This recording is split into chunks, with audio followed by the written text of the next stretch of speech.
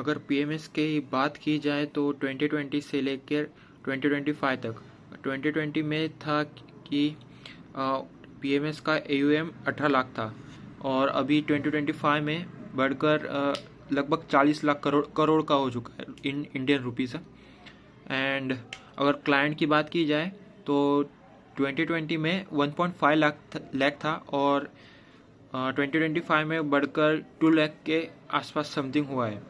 ये जानकर भी कि उसकी टिकट साइज़ मतलब जो मिनिमम इन्वेस्टमेंट है वो 50 लाख है। तो ये जानकर भी इतना बड़ा चेंज आया है उसमें सिर्फ 5 सालों में। तो इसका रीज़न ये भी हो सकता है और एक और रीज़न हो सकता है कि क्लाइंट्स जो एच.एन.आई. क्लाइंट्स है वो नहीं चाहते होंगे कि हमें सिर्फ जो निफ्टी 50 में स्टॉक्स है वही स्टॉक्स मिले जो म्यूचुअल फंड में फंड मैनेजर क्या करते हैं मोस्टली कि जो निफ्टी 50 निफ्टी 500 के स्टॉक्स उठा लेते हैं और उसी पे चलता है। पर क्लाइंट नहीं चाहता होगा वैसा, एच.एन.आई. क्लाइंट।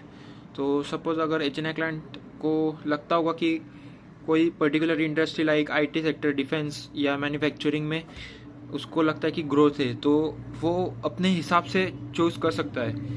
और मोस्टली अभी हुआ क्या है कि अगर आपको इन्वेस्टमेंट करनी है तो अभी सब डिजिटलाइज हो चुका है कि आपका ही अकाउंट में सीधा शेयर्स बाय और सेल होंगे। और ये भी एक कारण है।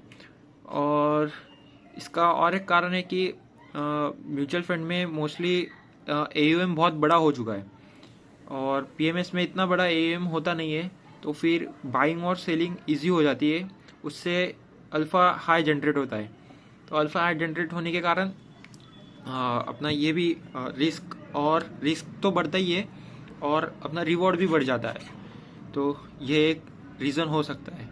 अगर आपको कोई और जानकारी चाहिए होगी तो आप मेरे इंस्टाग्राम पे आप अगर वीडियो देख रहे होगे तो आप बायो में जा सकते हैं और यूट्यूब में देख रहे थे डिस्क्रिप्शन में दे दिया होगा जो बिजनेस कार्ड करके एक लिंक होंगी, उस पर क्लिक करके आप मेरा कॉन्टैक्ट डिटेल्स निकाल सकते हो।